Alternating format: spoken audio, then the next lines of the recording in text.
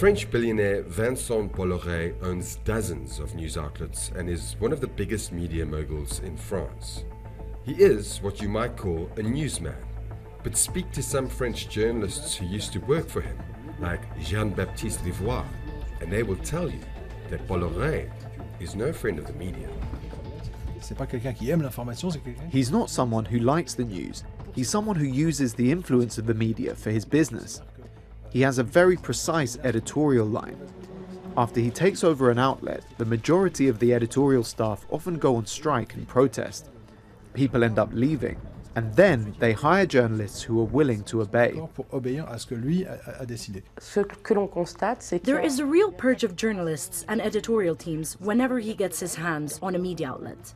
Each time he takes control, the media company completely changes its editorial line and tilts towards the extreme right. The easiest example is a French news outlet called CN News. It's now the second biggest current affairs TV channel in France. And under his ownership, it has changed to be the French version of Fox News. Le maire, le professeur, le policier, tous ces gens-là sont beaucoup moins écoutés que le trafiquant de drogue ou que l'imam. We're going to have talking heads talking about how immigrants are going to replace the native French population, urging Muslims to renounce their faith in order to assimilate into French society.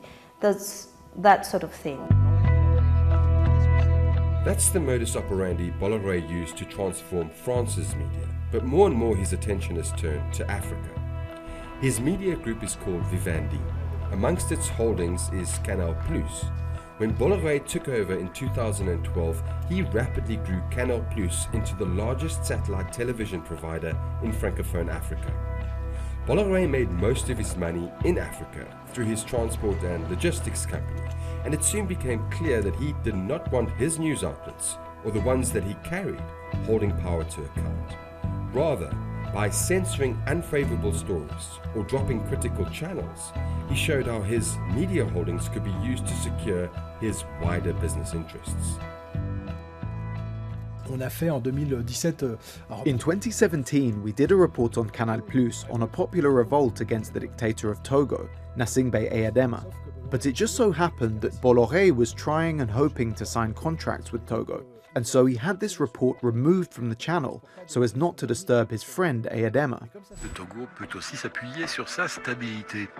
Stabilité de l'économie, mais aussi une stabilité politique qui sécurise tout le pays et encourage des investissements venus du monde entier.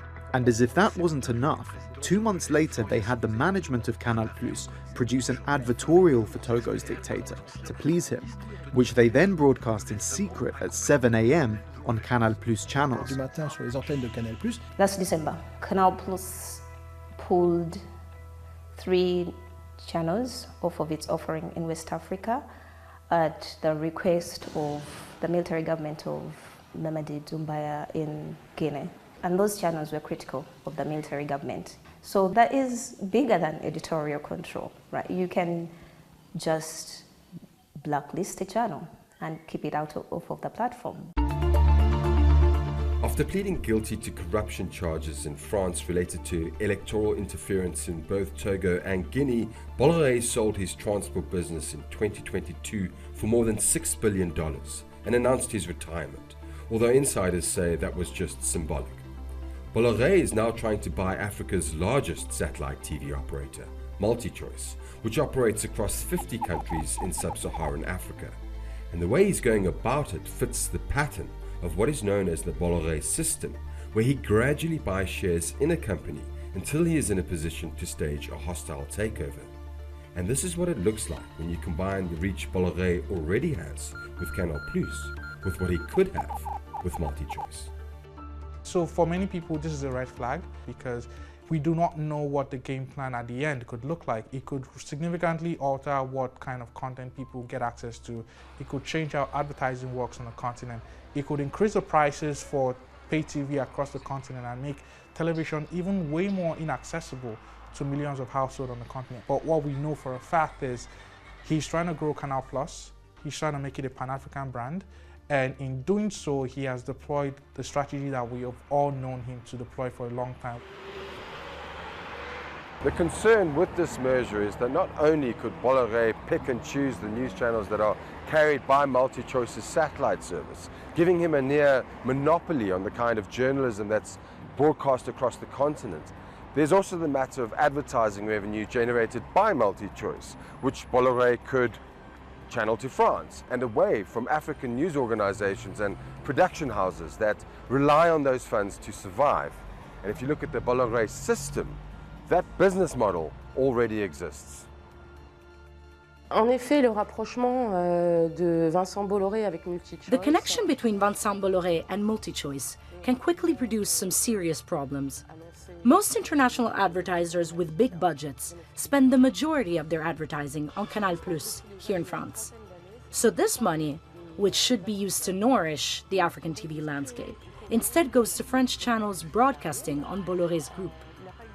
The revenue that should have been created around the popularity of television in sub-Saharan Africa is instead siphoned off to France. It's likely that the same thing will happen in South Africa. Risque de se passer en fait en Afrique du Sud. So already, African journalism is too easy to influence by the political elite because it is cash-strapped, and that would increase that threat.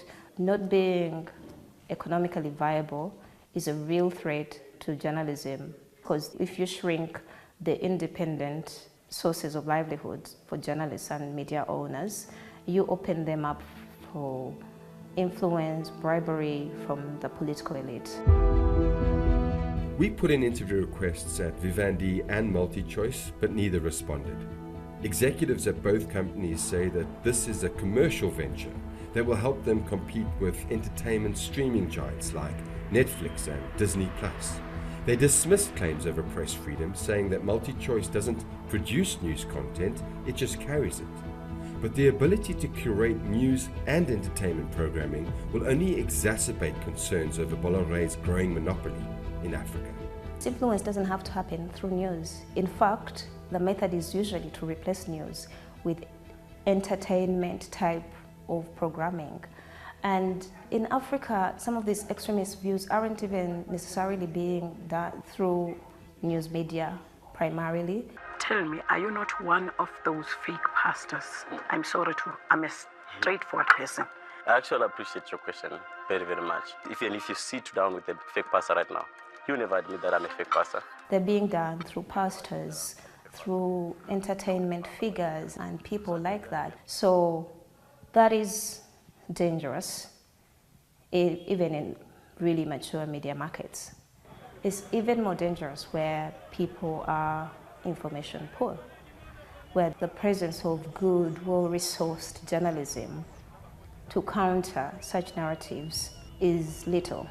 When you look at it in this sense, people are basically letting this very important media business just let it go, let it be acquired by this major billionaire who has had a very checkered history, even within Africa, and people are asking questions about not just why, but what's going to happen next.